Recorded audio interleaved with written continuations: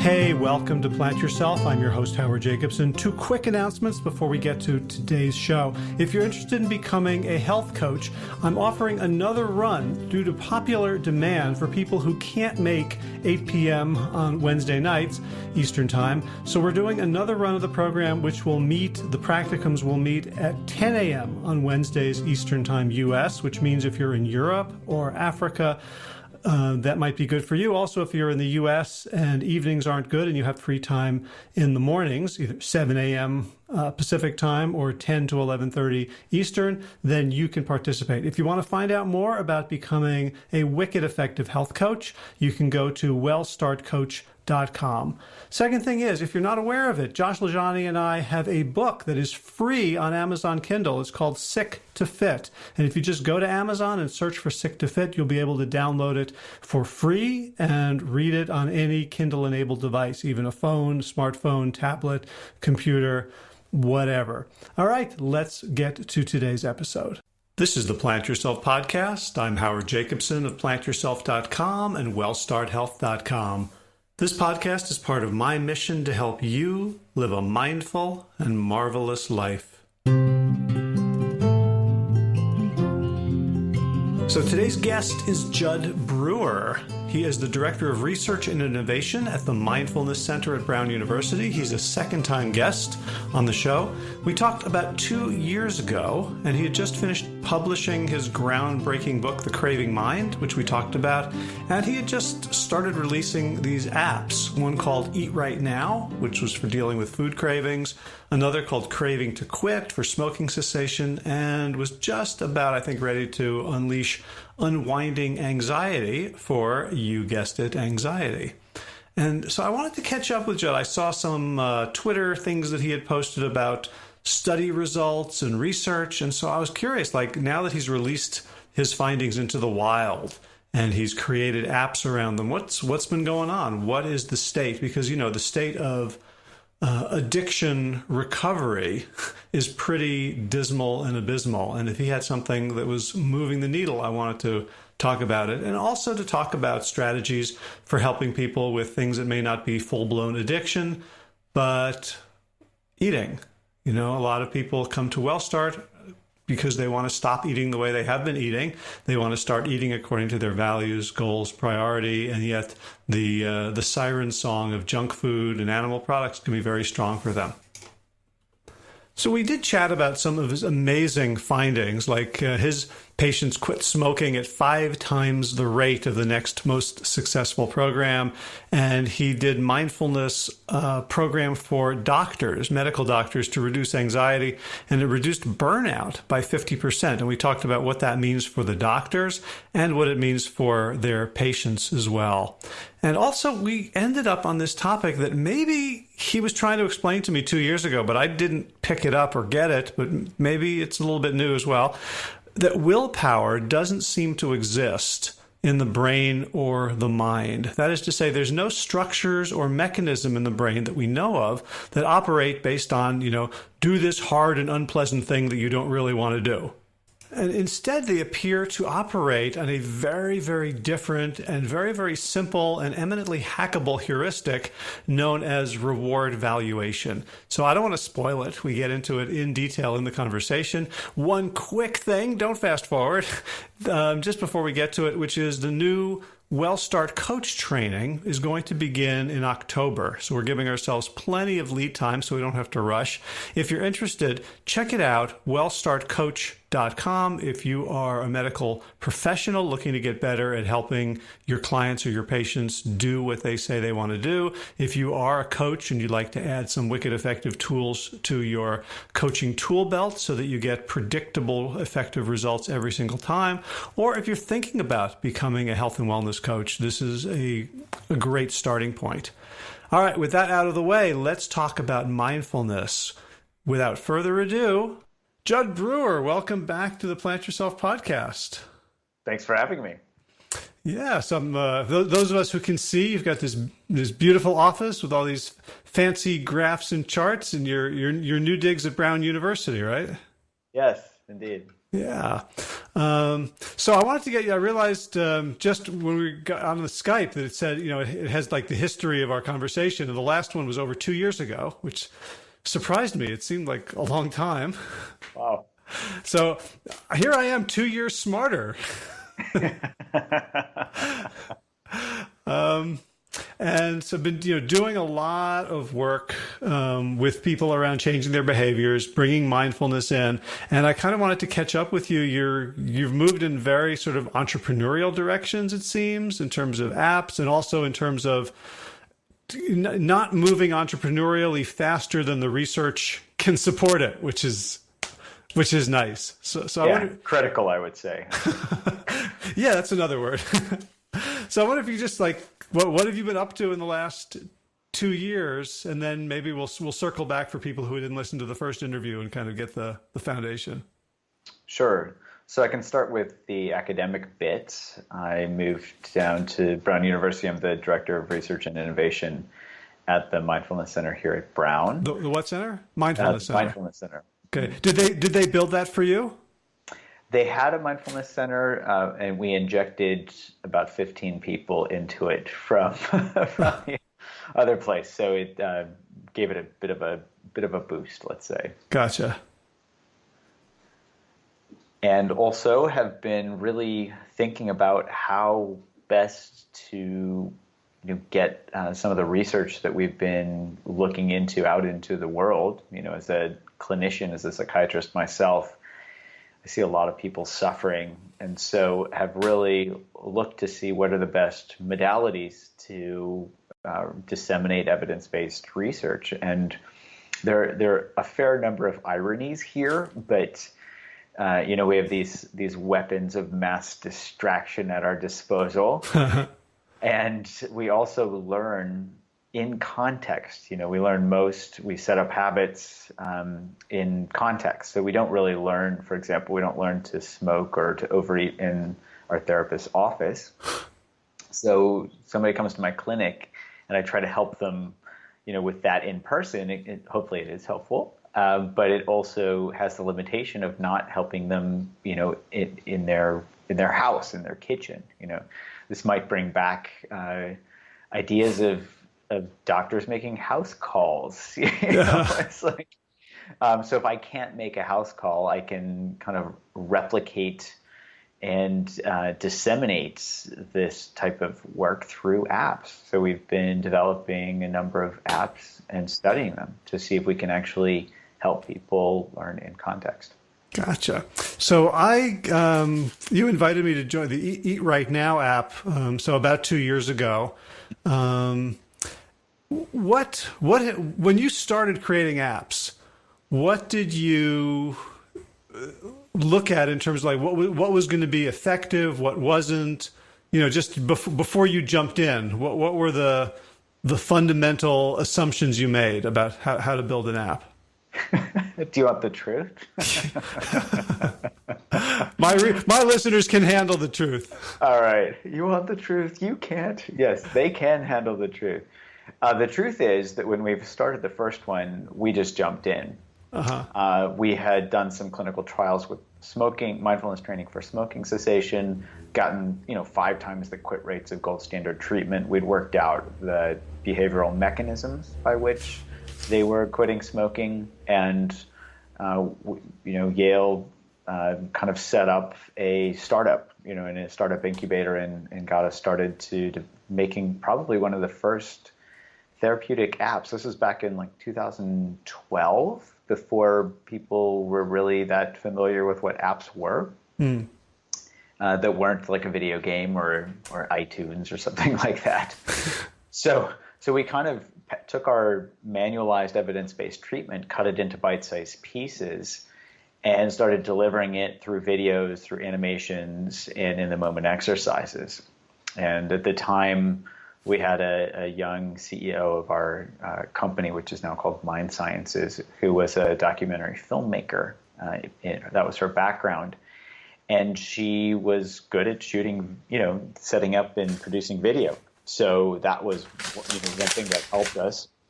And we took some of the lessons that we had learned from in person and said, okay, how much can we port this into app-based training? And let's just say that was version 1.0. We're now probably at version 3.0, where we've done a ton of iterative testing and user-centered design, kind of revamped the whole platform, and even in the process set up two more, the Eat Right Now program, like you talked about, or you mentioned earlier, but also even one for anxiety called Unwinding Anxiety. And so we took a lot of lessons around, what do people need? What do they want? What's going to help them be able to understand a program and follow the flow of a program, because we deliver quite a bit of content through these, right? Like 30 core modules plus themed weeks.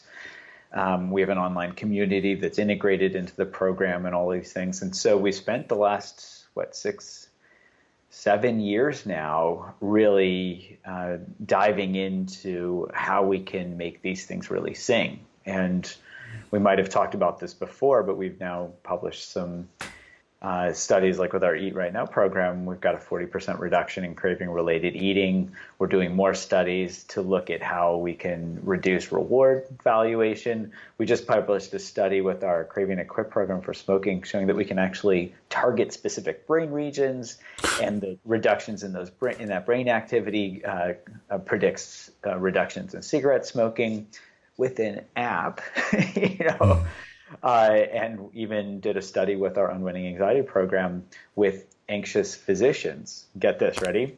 We got a 57% reduction in clinically validated anxiety scores. And we also got a concomitant 50% reduction in burnout, even though we didn't teach them anything in the program about burnout. We had found that there's a correlation between certain aspects of burnout and anxiety. And lo and behold, when the anxiety drops, those aspects of burnout reduce as well. Wow. So we've been busy. Wow. I have so many questions. Good thing I'm taking notes so I can go back to them.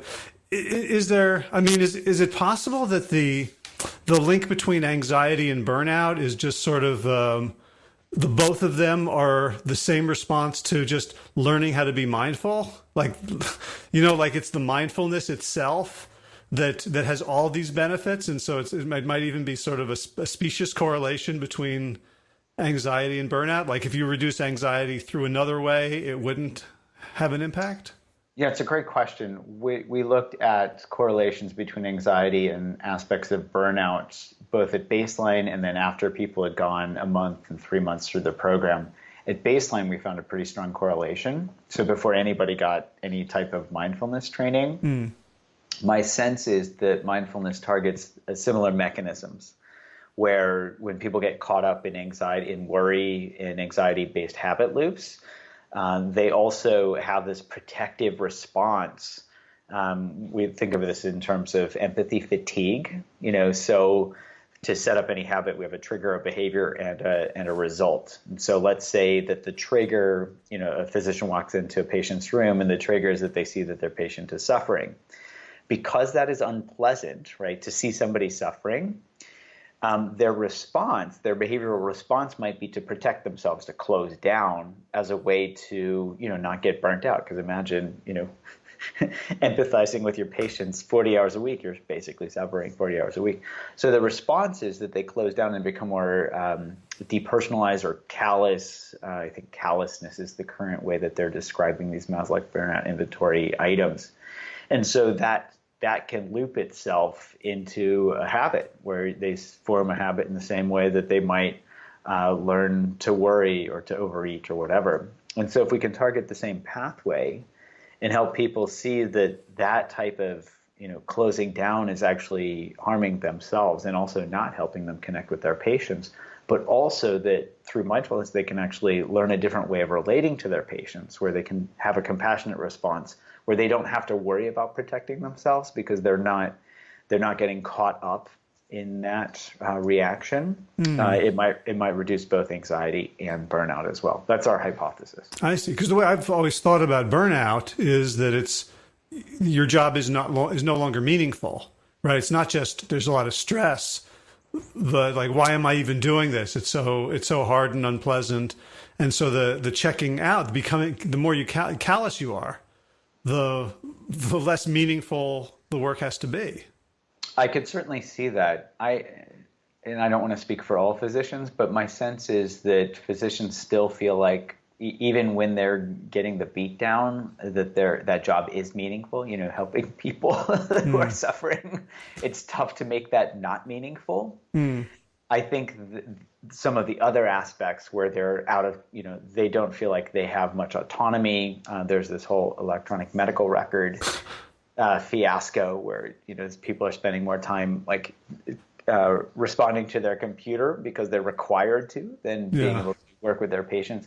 So there are a lot of things that can make the job feel meaningless, but the core reason that people are there hasn't changed. And I haven't seen this with physicians where they're just like, I'm sick of I don't like taking care of people anymore. I haven't seen that much unless somebody is like super burnt out and they just can't, they're having trouble relating to anything. Gotcha. But once they learn the mindfulness techniques to then be able to be aware of themselves and the other person, to sort of hold everything, then the EMR and all the BS becomes more manageable because it's counterbalanced. It becomes a little more manageable. It's interesting. We found that callousness scores drop by about 50%, but emotional exhaustion only dropped by about 20%. It was still significant, but it doesn't mean that suddenly, they're working fewer hours or their EMR has magically disappeared. So we even see a differential reduction in the different burnout scores based on, what we're seeing. And I think part of that might be related to when they can see that they can actually relate to their patients in a way where they're not suffering, the suffering is actually optional. It brings back meaning and purpose because they can, it feels good to connect with other people. And I think that helps as well. And I'm wondering if when the doctors have this realization, not just as a platitude, but as an experience lived, if they can then help their patients who are suffering. I think they can. I think they're more effective. At least I feel more effective when I'm not feeling, burnt down. Right. I mean, specifically around that lesson, that if you're if someone can see, like I run ultramarathons, and there are people who can run an ultramarathon, and I can see them in pain but not suffering. Like they're not whining, they're not complaining, they're not, asking the heavens why they were born. Whereas, that would be my default if I didn't have these role models. Yes, I think that's a great example, and I think there are some real parallels there. We can have pain without the suffering. That's why I love this equation, suffering equals pain times resistance. So if we're resisting the pain, our suffering goes up. If we're not resisting the pain is still there, but we're not suffering. We could even be, God forbid, enjoying the feeling of, really working hard. Yeah. So the resistance, though, feels like I'm keeping it at bay. And so how do you get people to take that first step into mindfulness, which is like, Jud, go walk into the fire. Do people like, no, like I'm good. Yeah, well, that's the natural response is, are you kidding me? That looks pretty painful. I think the first place to start, and I often see this, is when people have tried everything else. So often, people try to think their way through a problem. And I like, what's that Einstein quote? You can't solve a problem with the same consciousness that created it. So if we have tried all of the thinking remedies and none of them have worked, we're going to actually be open to trying something else. And that's where we can take a leap of faith, where we might see somebody who has benefited from mindfulness training, for example, or read a study where it's like, 40% reduction in craving-related eating. There must be something to this. And we take this leap of faith that says, okay, well, let me try this. Paradoxically, let me try this. And we see this a lot with our Eat Right Now program, where people, we say to people, this is not about dieting. This is not about trying to force yourself, because willpower doesn't work. It's actually probably an illusion. So go ahead and eat. And they're actually really afraid to just let themselves eat. But it's really critical to actually, the only way out is through. It's really critical to actually turn toward their nemesis and see that it's not actually some big, terrible thing. It's just, here's all this. Here's something that I might have even resisted before or tried, willpower or whatever. And the only way that I can actually get past this is through it. And they start to realize, it's not terrible. And they actually can learn a ton in the process. And through that learning, it starts to awaken their curiosity and their interest and their exploratory, learning, where they can actually start to understand how their mind works. And then they realize, I can actually work with my mind. But paradoxically, they had to actually be there, show up, and go through in order to get out, so to speak. Yeah. So when I told a friend of mine that I was going to have this conversation with you, his name is Glenn Livingston. He wrote a book called Never Binge Again, and he wanted me to ask you a couple of questions specifically about that. Great. So one of them? Let me just get the word. So. Can mindfulness help regulate cravings for commercially manufactured foods that are engineered specifically to overcome our best judgment and evolutionary apparatus? Like, you wouldn't take mindfulness into like breaking a cocaine habit. Like you tell the person, like, don't do cocaine. Right? Are there foods that are kind of the same, or can mindfulness really overcome, like, no matter the bliss point engineering? Yeah, so I think the short answer is yes, and the more elaborated answer is, food is different than cocaine or heroin or alcohol, let's say, because it can be a mind-altering substance, but not in the same way that we get the same really large dopamine rush, for example, when we block the dopamine transporter with cocaine.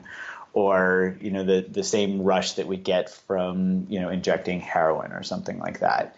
When somebody is high, it's hard to be mindful. Okay. Now, I haven't met anybody that has been that high eating Oreos, for example. Uh-huh.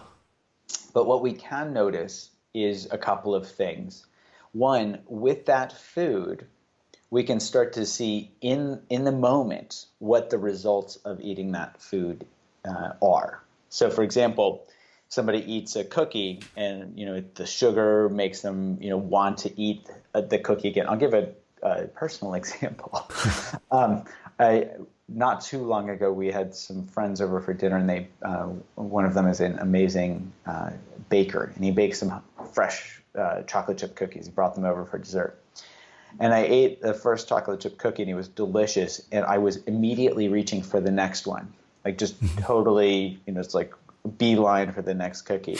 I ate the second one, and it was like I was out of control, third cookie. Now, so I ate 3 cookies, and I probably easily, well, I shouldn't say easily because I couldn't easily stop at 1. But when I looked back on it, and even in the moment, I was noticing that the second cookie didn't taste as good, and the third cookie didn't taste nearly as good because my, the bliss point, so to speak, was being saturated. And so from that, I was actually just really paid attention to see what I could learn from that. And I actually became disenchanted with eating that many chocolate chip cookies. Okay. So here was something where we can actually take, an experience, and I could say, oh, bad Jud, you ate 3 chocolate chip cookies, But in fact, I could bow to it as a teacher and say, oh, wow, I ate 3 chocolate chip cookies. What the heck was my mind up to, and what can I learn from this? And since then, I actually laid down this pretty strong memory that reminded me what it actually felt like to eat that third cookie, and also what it felt like afterwards. It just didn't feel that good. So I became disenchanted, You can think of it as the reward value has dropped, and when I eat cookies now, I'm much less excited to eat more than a little bit, because I very clearly remember what that reward value was, and I can kind of simulate, okay, what's it going to be like to eat this next cookie? What's it going to be like to eat this next bite? And that simulation, our brains actually, when we simulate doing behaviors, we actually draw heavily upon our previous behavior and the memories of those previous behaviors. And that's really what mindfulness can help us do, is to learn right in that moment what we're actually getting from a certain behavior, so that it doesn't necessarily change it in that moment, but it helps us learn for the next time. So I guess what mindfulness can do is help sort of jigger the calculus of pleasure now, pain later. Yeah, and even pain now. Yeah, like it adds like, oh, this is less fun than I thought it was going to be. Yes, right in this moment. So first cookie, great. And now for me, it's much easier to stop at the first cookie. And do you think that's true across the board? Because I know people write about, different susceptibilities, that there's people who can have some sugar and their brain lights up like a pinball machine, and they're totally they need to abstain 100%, whereas other people, do you find that mindfulness can kind of even that all out, and it's a tool that everyone could use? It's a really good question. So we see this in our Eat Right Now community. There's a lot of discussion around some people saying, I just can't eat any sugar because it is totally, makes me become a zombie, and I just eat more and more sugar.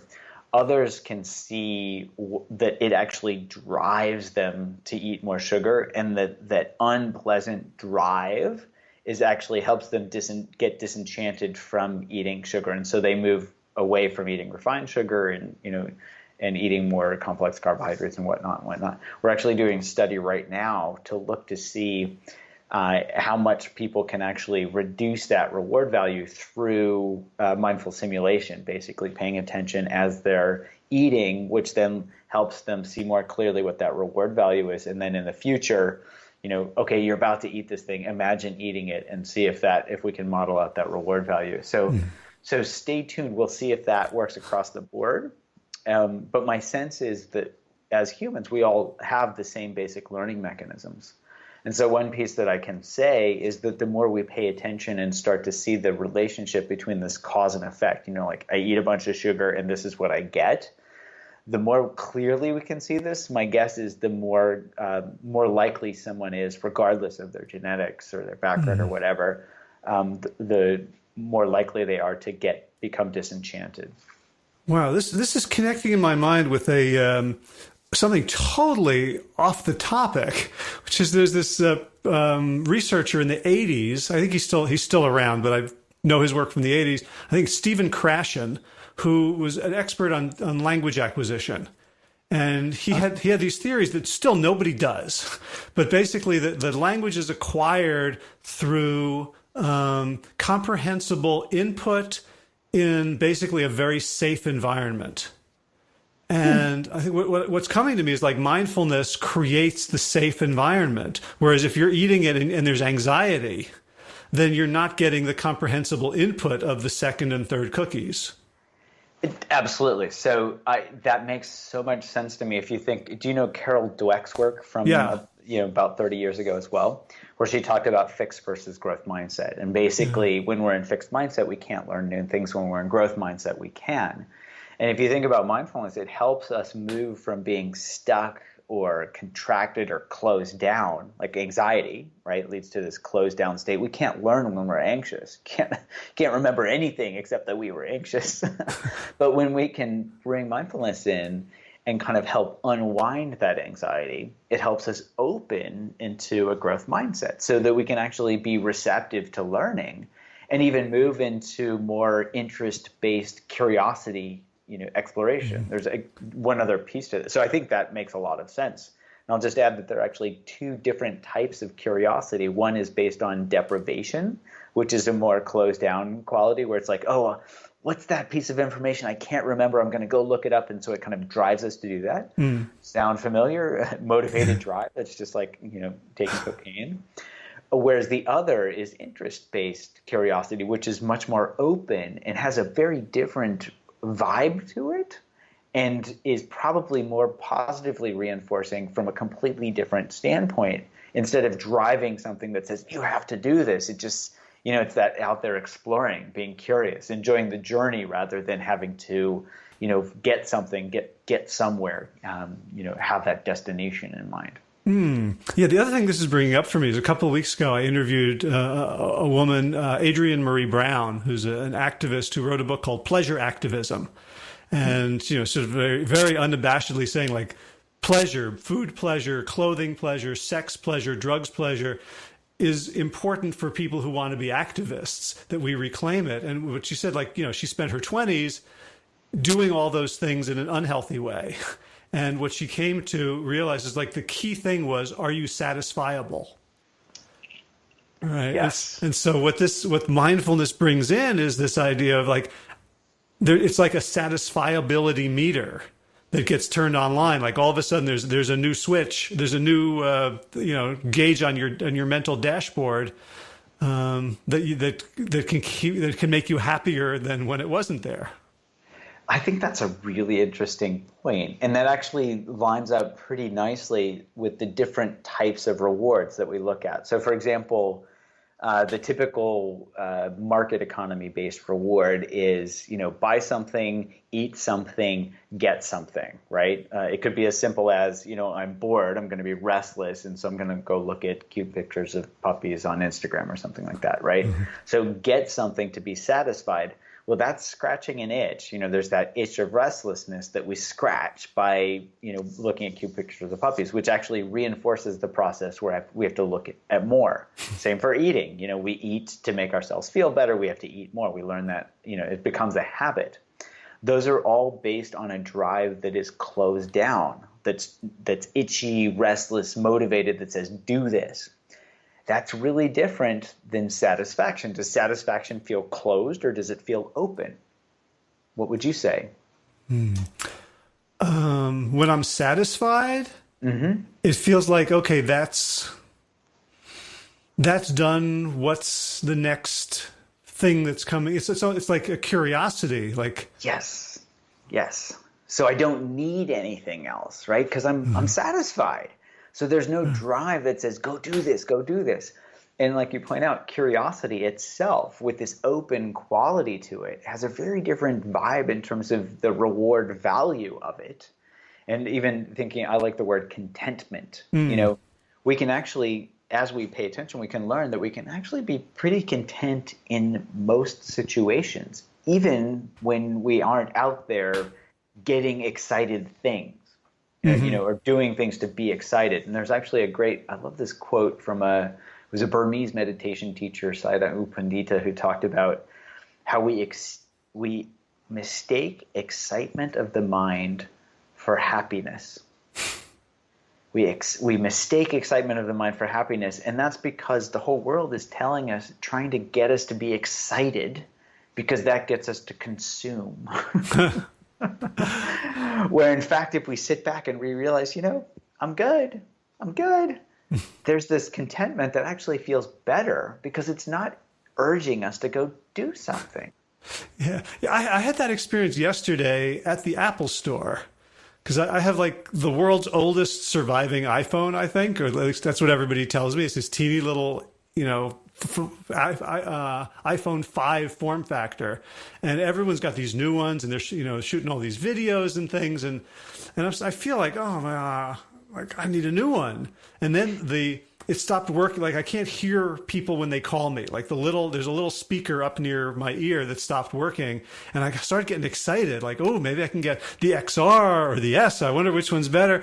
And then I decided, like I took it in. They looked at it, $130 to repair. Definitely not going to spend that money. I'd rather get a new one. But then I thought, I can just plug in headphones or play it through the speaker, and I left so happy that I'm content with this old iPhone, that like I don't know if it'll last a week or a month or 2 more years, but and partly it was the end of the craving for the new one that felt really good.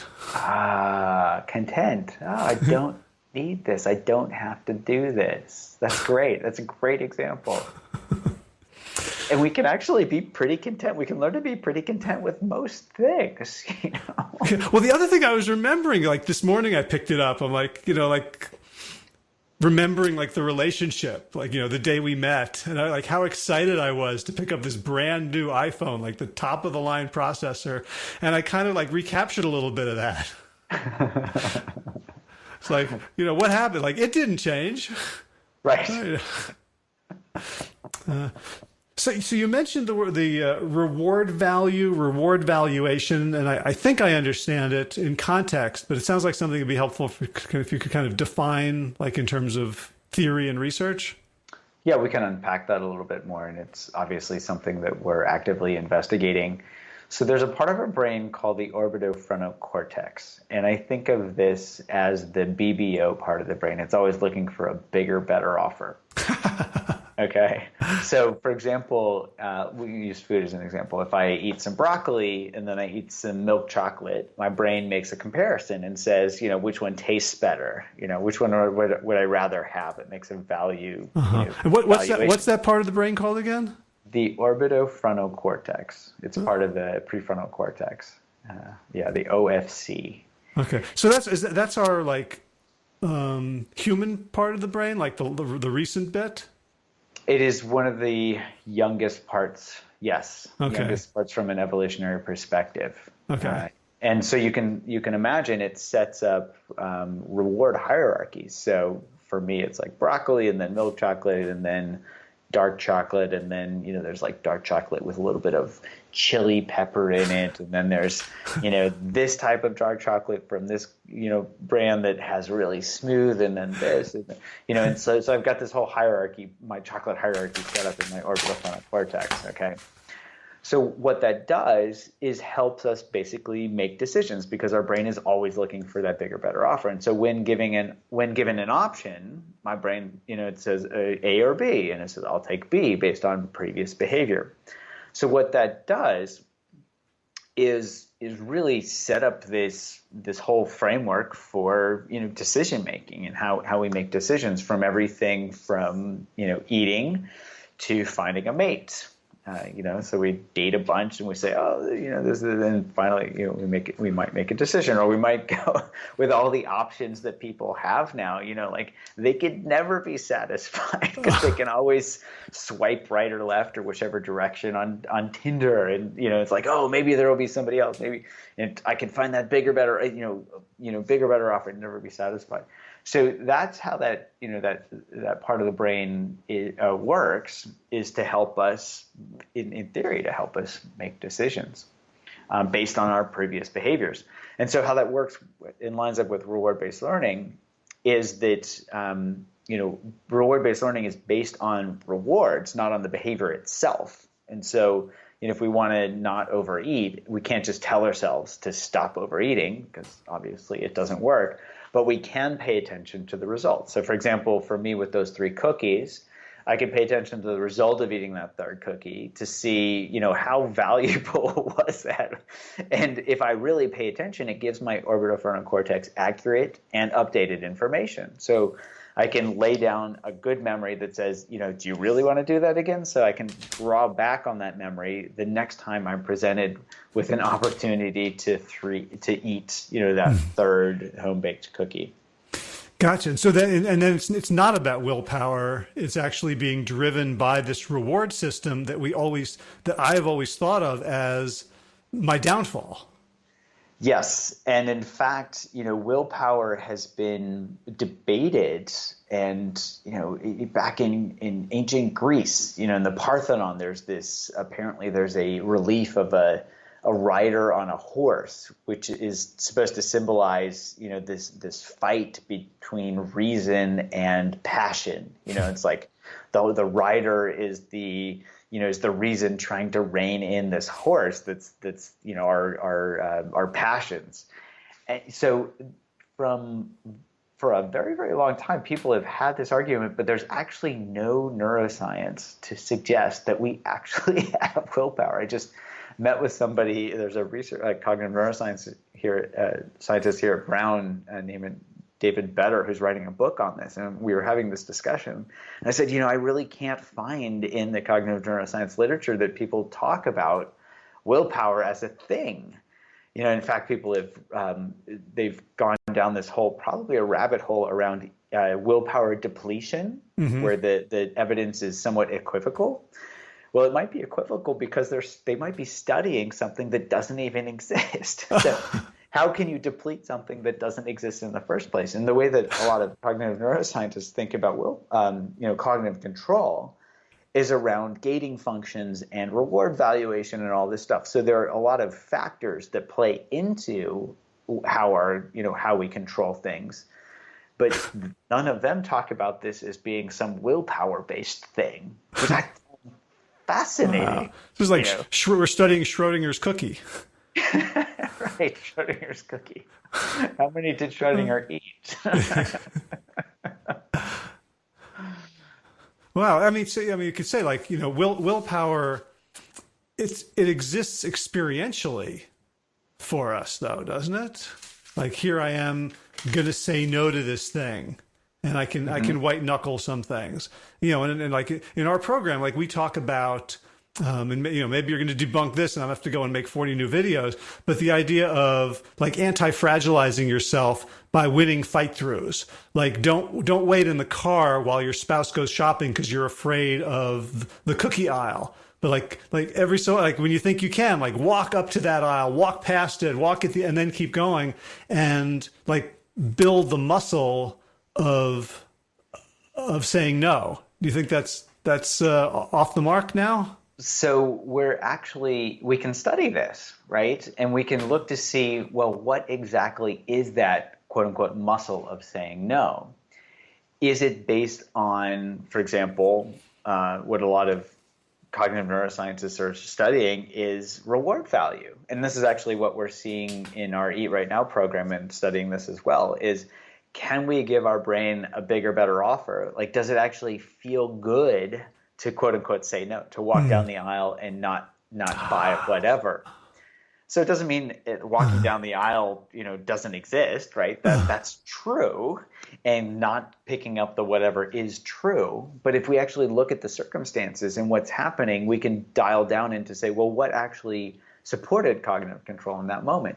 Does it feel good to walk down the aisle and not buy the food? And if so you could even formulate a hypothesis. If so, if somebody really pays attention to the reward value, the next time they walk down the aisle, they could go and remember, what did it feel like last time when I didn't buy these cookies? Oh, it felt good.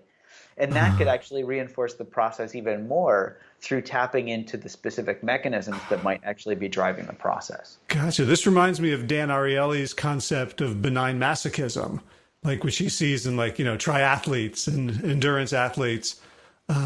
Whereby we're front shifting the reward to look at me, I'm such a badass.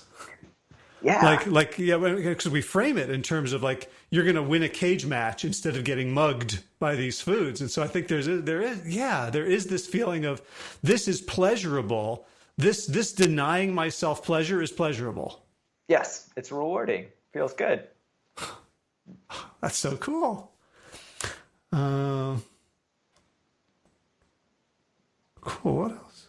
I guess the other thing I was thinking is that what mindfulness, I guess, can do in terms of shifting, and you wrote about this beautifully in the Craving Mind, and it's part of the early videos that I watched for Eat Right Now. Is when you're practicing mindfulness, you can catch yourself earlier and earlier and earlier in that habit loop, as opposed to the dog poops on the rug and you come home 4 hours later and yell at it and it has no effect, versus like clicker training to intercept the behavior right when it happens. Is that sort of how you see mindfulness changing the reward valuation? Yes, and I think it can actually change it in multiple ways. So we have the power of memory where we can actually kind of play the tape back and say, what was the cause and effect relationship back then? So for example, if we ate 3 cookies and then we got a stomach ache later, we can actually play the tape backwards and say, oh, wait a minute, that actually didn't feel that good. so that we can actually still learn from previous behaviors, even after they're over. So we can actually look afterwards, retrospectively. And as long as we can draw up what it actually feels like, that felt sensation is what helps to lay down memory so that we become less enchanted in the future. So we can look afterwards. We can reflect on our behaviors. We can look during the behavior, like as we're doing it, like the clicker training that you're talking about. We can say, well, what am I getting from this right now? And both of those build up to then being able to reflect on it before we do the behavior. When we're about to reach for the cookie, we can say, you really want to do that? And we can recall those previous experiences. So I would say as humans, we have this unique ability to go back and remember previous behaviors that can actually help the formative process of learning in the present moment and for the future. But it sounds like we have to remember them in a specific way. Like I lurk in a Facebook group for weight loss that is a very sort of sad, unsophisticated place. And I have to keep my mouth shut all the time because I just want to learn and, market research. And people there are aware that they're overeating or eating the wrong foods or is making them miserable. There's a lot of shame. Like if learning worked that way, if you could just look back and go, oh, I shouldn't do that. There wouldn't be any alcoholics. There wouldn't be drug addicts. There wouldn't be overeaters. Right. But they're remembering it in terms very cognitively. There's a lot of shame or guilt. So when you say felt sensation, like what differentiate that from the guilt?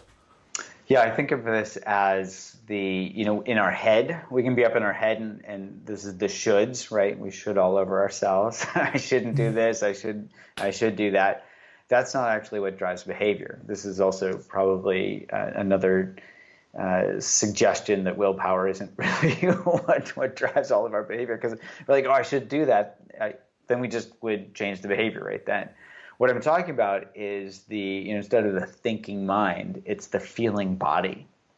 What does it feel like? What's the actual result in my body when I overeat? What does it feel like? Does my stomach feel bloated? And this can also include, do I feel guilty? Do I feel lethargic? All these things come together. But the critical piece is really looking at our direct experience rather than thinking, I shouldn't do this, I should do that. And also when we're feeling guilty, we're in fixed mindset, right? Oh man, I can't believe it. We're not actually in a good place to learn. But when we actually just open to our experience, and this is where mindfulness can help as well, we open our experience and say, oh, wow, I can't believe I ate those 3 cookies. Wow, check this out. And then we can bow to that as an opportunity to learn rather than self-flagellate or feel guilty because we can't actually learn in that moment. So this is really about the direct embodied experience. Does that help add some color to that? Yeah, it does a lot. So in the last few minutes before we let you commute home, I want to hear how this is going into the marketplace. And I was especially thinking about that when you're talking about reducing burnout by 50%, reducing callousness by 57% in doctors. I'm thinking every med school, every hospital, every practice in the country should be doing this. So you've got these apps. What's the acceptance of them, the dissemination? What are any barriers to them? How is this changing the world? Well, we're a pretty small outfit, and I'm not, I'm not a, well, I guess I am a bit of an entrepreneur because it's just been really, ever since I was a kid, I was interested in, how do we do stuff and how can we get stuff out there.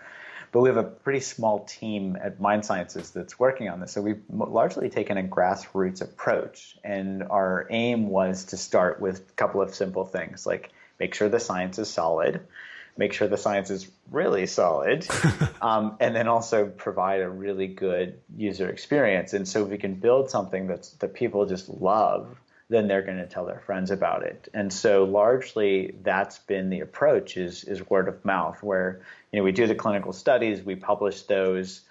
I might write a blog for Psychology Today, or do an op-ed here or there, or do a podcast, and people hear about it and they try the programs. they look at our science, they say, wow, this is pretty solid. And they try the program and they say, wow, this is really helpful. And then they're so excited about it, they tell their friends. So we've largely taken that approach. It's been interesting. We've seen a lot of physicians and clinicians, like nutritionists, psychologists, health coaches, who've been really excited about these programs because this helps them do their job better. The busy primary care clinician has, 7-8 minutes to see somebody. And so somebody comes in with a bunch of anxiety and they don't, there aren't great medications for that. Benzodiazepines are addictive, all this. They can actually recommend our Unwinding Anxiety app, send somebody out the door, and somebody can come back 3 weeks later transformed. I remember one physician saying she had offered an SSRI to one of her patients plus our Unwinding Anxiety app. The kid came, it was a relatively young person, like 18 to 21, something like that. He came back 3 weeks later, said, I didn't want to take the Zoloft because, but I tried the app and like his depression was like significantly better. His anxiety was significantly better. And so when we get those little situations like that, where, a clinician spends 5 minutes with a patient and the patient comes back transformed, thanking their clinician, that seems to be something that is really helpful for folks, where we can help. It's a win-win. The clinicians win because they've helped their patient. It feels good for your patient to be doing better. And also the patient goes out and is really excited. I just learned about a preacher in a church, like a very large church. I think it's called Crossroads or something, who in one of his sermons, he talked about our Eat Right Now program because his physician, he tried the dieting and the yo-yo dieting didn't work. And then his physician said, hey, why don't you try this app, this Eat Right Now app? And the guy was 3 or 4 weeks in and he was so excited about it. He put it into his sermon that told a bunch of people about it. So that's largely what we've been relying on, is to make something that's really good, make sure that the science is there, and then, get it out to clinicians. We've even created a free healthcare provider course where clinicians can learn about mindfulness, learn about the evidence, learn about habit change and things like that. And as part of that, they can learn more about the apps. They can get free CMEs through Brown, all this stuff. So we're actually really seeing if we can support clinicians in this way. Because the supporting of them in helping their patients actually spreads the word and gets the apps out there as well. That's really smart. So you mentioned at the beginning the irony of using the weapons of mass distraction. So I'm wondering, do you feel like, are there compromises to be made? Like your app is sitting there on the screen surrounded by like 19 other apps that might be flashing. They might have the little red numbers on them. Like, how do you get people to continue to interact rather than, I just, I did it for a day or two and then I forgot about it and I'm just scrolling Instagram? Yeah, the aim is to give them a quick win, so to speak, where they can actually learn something about their mind immediately. So we want them to go away from the first interaction having learned something. And what's it feel like when you learn something? It feels good. So we give them a 0-calorie reward with all of these programs. And the idea is that we start there and then we build from there. And so we help people, we give them the ability to tap into intrinsically motivating and intrinsically rewarding behaviors that are always available that they didn't notice that they had, like curiosity, kindness, generosity. And so the more we can build those in, the more they're going to see that this is actually a bigger, better offer than playing, Angry Birds or whatever the latest video game is, because that just leaves us depleted, not satisfied, wanting more. Whereas, as you talked about earlier, we can find the satisfaction that comes with learning something about ourselves, that comes with connecting with others, that comes with being kind to ourselves in terms of, not eating that third cookie, or letting go of the worry habit loop that we've had forever. So our aim is to really build those intrinsically motivating rewards and help people see that they can actually tap into these pretty easily. And how about the research changing the face of sort of, cutting edge academic understanding? Because it feels like, excuse me, this past decade has been the decade of grit, of, willpower, of all these, autobiographies of people, like the sort of a militaristic approach to self-improvement. Do you feel like you're making headway, or are other people coming around to this? People are starting to, and I think we're seeing this in the cognitive neuroscience field where they're not talking about grit. They're like, what's grit? We don't find this in our models.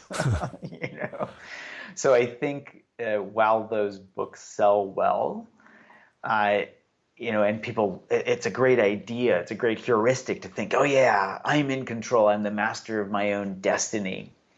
Now, it doesn't mean that we aren't, but we can actually be more a master of our own destiny. We actually know how our minds work. So I think the next step with this, as we see these things, not live up to their promise, for example, cognitive behavioral therapy, gold standard treatment for National Institute on Drug Abuse.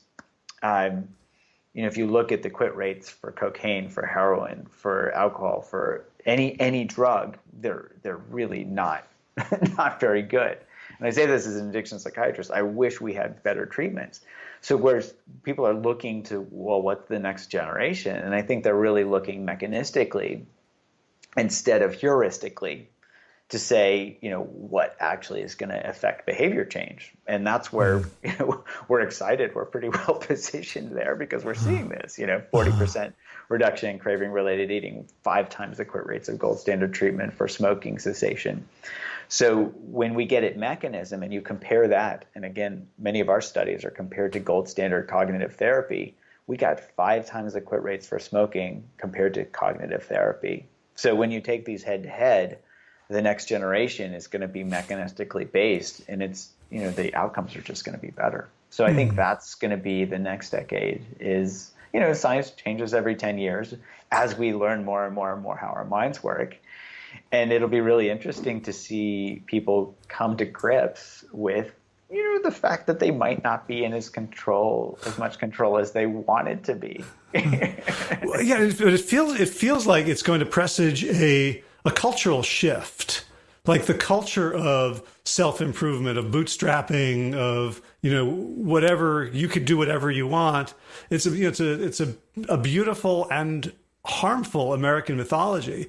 But you're sort of talking about a world of that we still have agency, but it's leavened by surrender, almost. Yeah, surrender and awareness. If we pay attention, our brain actually is really good at learning. And so we can actually harness that really powerful thing that we have sitting on our shoulders.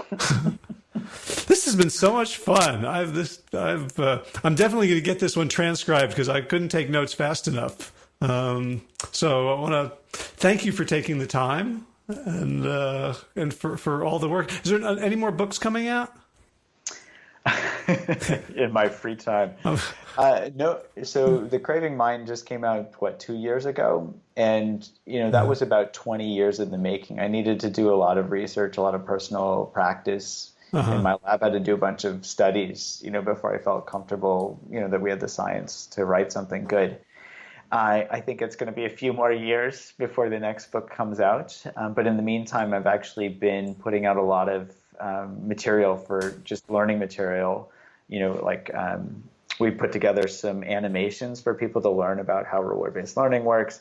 I'm starting to put out more stuff around curiosity, this healthcare provider course, online video, delivered content. So we're actually trying to meet people in the Instagram age. I certainly love to read books, but some people like to get their information through videos, through podcasts, through listening to things. So we're starting to put things out that way through my website. It's just drjud.com, drjud.com. Ooh, so that's good. 5-letter.com. That's impressive. Good. Yeah. So if anybody's interested in, learning about our healthcare provider course or about any of these other things, they can just go there. Okay, great. So you offer the course for healthcare providers, and now there's 3 apps for smoking, eating, and anxiety. Anything else can hit the market in the next few months? Not in the next few months. We're really working on refining the user experience even more. We wanted to really sing, Okay. and then then we'll move on to the next. Awesome. Well, again, Dr. Jud, drjud.com is the place where people can start exploring all the different rabbit holes. And thank you so much. I still want to ask about what all the scribbles, but you got to go, and my brain is full, and I'm curious and content at the same time. Perfect.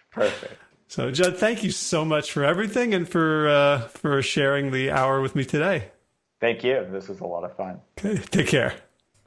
All right. I hope you enjoyed that conversation with Jud Brewer.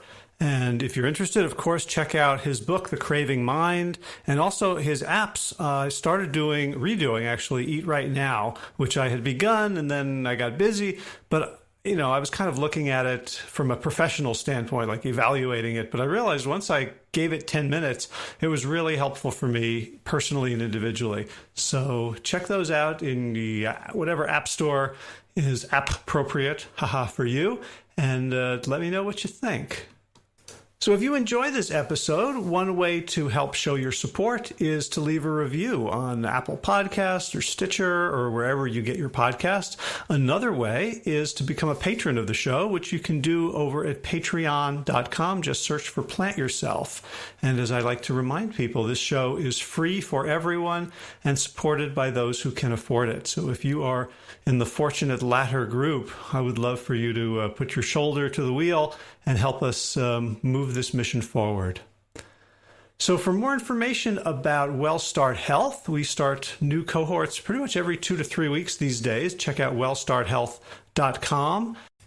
We do incorporate a lot of the methodology that Jud talked about today, especially in our famous FAST assessments, where we get down below the feelings into sensation. I talk a lot about this in the Facebook Lives that I've been doing daily. By the way, if you're not aware of these, I've been doing these for about 3 weeks. Every weekday, a Facebook Live, usually between 10 and 20 minutes of our best stuff at WellStart, just sharing it publicly. Sometimes just me, sometimes with Sarah Bofinger, one of our coaches, sometimes with Josh and other coaches. And I think they're useful. You can interact with me live. And the way to do that is to be on Facebook and either be a fan of the Plant Yourself page, and you can check for notifications. Easier is to become a member of the Sick to Fit group, which you can search on Sick to Fit and find it on Facebook and join that. I think that's a little bit more responsive in terms of giving you those notifications. Alternately, I figured out a way, thanks to tech guru and chef and cookbook author extraordinary Kathy Hester, of simultaneously broadcasting to YouTube live. So if you are a subscriber on the Plant Yourself channel in YouTube, which you should be, because that's where I post all the interviews, where I get video as well as audio, so you can see people's smiling faces while we talk. But if you want to catch my lives, you can do so there as well. And I believe I will see your questions and comments in real time. So if you want to find out more about Jud and follow some links to his work, you can do so at the show notes for today's episode, which is plantyourself.com/337. In garden news this morning, I pulled out a whole bunch of tomato plants, cherry tomatoes and one full tomato that were just done, and a bunch of squash. And we're still at that stage where I can stare at the grapes, but they're not getting any bigger or plumper. I don't know if it's because of the rain or if they're going to stay small, but fingers crossed that in the next month we will have a juicy and bountiful Scuppernong grape harvest. In running news, did a long walk with Mia on the tobacco trail, say 8 miles of walking, almost 2 hours and 20 minutes, which was fun. And I discovered that 8 miles is 8 miles, that whether it's walking or jogging or running, 8 miles will take it out of you. I kind of felt like 8 miles of walking would be a piece of cake, but it was not. So new learning for me. And the foot's still a little iffy, so I'm resisting the clarion call of races and running fast and giving the thing time to heal. So thanks, of course, to Will Ridenhour for allowing me to use his beautiful song Sabali Dawn, the Dance of Peace. Check out willridenhour.com for more of his beautiful music. And of course, thanks to all of you Plant Yourself podcast patrons. Got a couple of new names today. Ready? Kim Harrison, Lynn McClellan, Anthony Disson, Brittany Porter, Dominic Mara, Barbara Whitney, Tammy Black, Amy Good, Amanda Hathaway, Mary Jean Wheeler, Alan Kennelly, Melissa Cobb, Rachel Burns, Christine Nielsen, Tina Scharf, Tina Ahern, Jen Volkanovsky, David Bizek, The Mysterious Michelle X, Elizabeth Feldman, Victoria Dolan, Nova, Leah Stoller, Alan Christensen, Colleen Peck, Michelle Entry, Josina, Julianne Rollins, Stu Dominic, Sarah Durkis, Rhonda Circus, Kelly Cameron, Pedersen, Leanne Peterson, Janet Selby, Claire Adams, Tom Franzik, Jeanette Bennett, McGill, Sarah David, Donnie, Blair, Cyber, Durona, Vizo, Joey, Carolyn Argentati, Jody Frieser, Ed Funderburg. Misha Rosen, Michael Warbeck, The Equally Mysterious, Tracy Z, Alicia Lemmers, Rebecca Hughes, Val Linneman, Rhymes with Cinnamon, Nick Harper, Stephanie Holmes, Martha Berger, Nicole Ramsey, Susan Ahmad, Molly Levine, The Inscrutable, Harry R., Susan Laverty, The Panda Vegan, Craig Kovic, Adam Scharf, Karen Burry, Heather Morgan, Ashley Corcoran, Kelly Machia, Deanne Norton, Bonnie Lynch of Plant Happy Oregon, Sabina Kurtzels, Nigel Davies, Marion Blum, Teresa Copel, Shell Rootless, Julian Watkins, Breed O'Connell, Brian Sheridan, Shannon Hirschman, Kate Rosalind, Di Yacht, Julie Lang, Home Hedegard, Isa Susan Walk, Connie Hainline, Aaron Currier, Alicia Davis, Aviva Lael, Heather O'Connor, Carolyn Jensen, Sherry Orlikoski of Plant Powered for Health, Karen Smith, Scott Morani, Karen and Joe Crabtree, Tanya Lewis, Kirby Burton, Teresa Carell, Kevin McCauley, Elizabeth Rothschild, Kelly Baker, Miracle Ann, Jesse, Cheryl Dwyer, Jenny Hazelton, Valerie Peltier, Peter W. Evans, Colleen Harrison, Justine Divitt, Joshua Sommermeyer, Dennis Bird, Darby Kelly, Lori Fanny, Linnea Lundquist, Valerie Hummel, Deb Casilla, Emily Iaconelli, Levy Wallach, Rosamund McAtee, Emma Corney, Stephen Lena, Patty DiMartino, Mike and Donna Kartz, Deanne Bishop, Bill Brielf, Gunter Schmidt, Marjorie Lewis, Kelly Moulton, Patricia Adams, Ian Kramer, Nancy Sheldon, Lindsay Bayshore, Gunmarie Hagen, Tracy Gullidge, Laura Heaton, Meg from Mama Says, Rochelle Kennedy, Joan Borstein, Diana Goldman, Stacy Stokes, and Ben Savage for your generous support of the podcast. That's it for this week. As always, be well, my friends.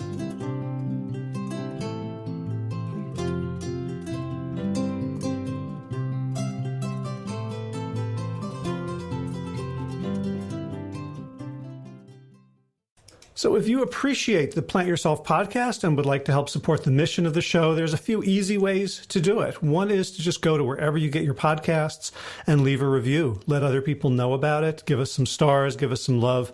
And that really helps us be found by more people. Something else, of course, you can do is let someone know about this podcast. Someone who you think would benefit. Send them maybe a couple of episodes that you think would pique their interest, or just ask them to subscribe in general.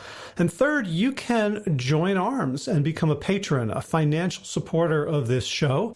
You may have noticed that there's no advertising in the show, and it's free for everyone, and it's supported, paid for by those who can afford it. So if you would like to make a one-time contribution or an ongoing monthly pledge, you can do so at plantyourself.com/gift. All right, time for thanks. Thanks to Will Ridenhour for allowing me to use his beautiful song, Sabali Dawn, the Dance of Peace. You can find more of Will's music at his website, willridenhour.com. And of course, thanks to all of you Plant Yourself podcast patrons. Kim Harrison, Lynn McClellan, Anthony Disson, Brittany Porter, Dominic Mara, Barbara Whitney, Tammy Black, Amy Good, Amanda Hatherley, Mary Jean Wheeler, Ellen Kennelly, Melissa Cobb, Rachel Behrens, Christine Nielsen, Tina Scharf, Tina Ahern, Jen Volkanovsky, David Bizek, The Mysterious Michelle X, Elspeth Feldman, Leah Stoller, Alan Christensen, Colleen Peck, Michelle Andrews, Josina, Sarah Durkis, Rhymes with Circus, Kelly Cameron, Wayne Pedersen, Janet Selby, Kara Adams, Tom Franzik, Jeanette Benham, Gil Sarah, David Donahue, Blair Cyber, Torona Vizo, Gio and Carol Argentati, Jody Friesner, with Ann Thunderberg, Misha Rosen, Michael Warbeck, The Equally Mysterious, Tracy Z, Aviva Lael, Alicia Lemus, Rebecca Hughes, Val Linneman, Rhymes with Cinnamon, Nick Harper, and Martha Bergner, Susan Ahmad, Molly Levine, The Inscrutable, Harry R., Susan Laverty, The Panda Vegan, Craig Kovic, Adam Scharf, Karen Burry, Heather Morgan, Kelly Machia, Deanne Norton, Bonnie Lynch of Plant Happy Oregon, Sabina Kurtzels, Nigel Davies, Marion Blum, Teresa Copel, Julian Watkins, Breed O'Connell, Shannon Hirschman, Linda Ayat, Home Hedegard, Isa Susan Walk, Connie Hainline, Aaron Greer, Alicia Davis, Heather O'Connor, Carolyn Jensen, Sherry Orlikoski of Plant Powered for Health, Karen Smith, Scott Morani, Karen and Joe Crabtree, Tanya Lewis, Kirby Burton, Teresa Carell, Kevin McCauley, Elizabeth Rothschild, and Jesse, Cheryl Dwyer, Jenny Hazelton, Valerie Peltier, Peter W. Evans, Colleen Harrison, Justine Divitt, Joshua Sommermeyer, Dennis Bird, Darby Kelly, Lori Fanny, Linnea Lundquist, Valerie Hummel, Emily Iaconelli, Levy Wallach, Rosamund McAtee, Dan McCorney, Stephen Lehman, Patty DiMartino, Mike and Donna Kartz, Deanne Bishop, Bill Brielf, Gunter Schmidt, Marjorie Lewis, Kelly Molden, Tricia Adams, Ian Kramer, Nancy Sheldon, Lindsay Bayshore, Gunn-Marie Hagan, Tracy Gullish, Laura Heeden, Meg from Mama Says, Rochelle Kennedy, Diana Goldman, Stacey Stokes, Ben Savage, Michael Kay, Holly Butler, Diana, David Hughes, Connie Rogers, Claire England, Sally Robertson, Param Ganchi, Amy Daly, Brian Tourville, Mark Jeffrey Johnson, Josie Dempsey, Karen Schmidt, Pamela Hayden, Emily Perryman, Olga Sidorowska, Allison Corbett, Richard Stone, Lauren Vaught of Edible Musings, Aaron Hasty, Sean Owen, Sagar Nayak, Erica Piedra, and Danielle Roberts for your generous support of the podcast. That's it for today. As always, be well, my friends.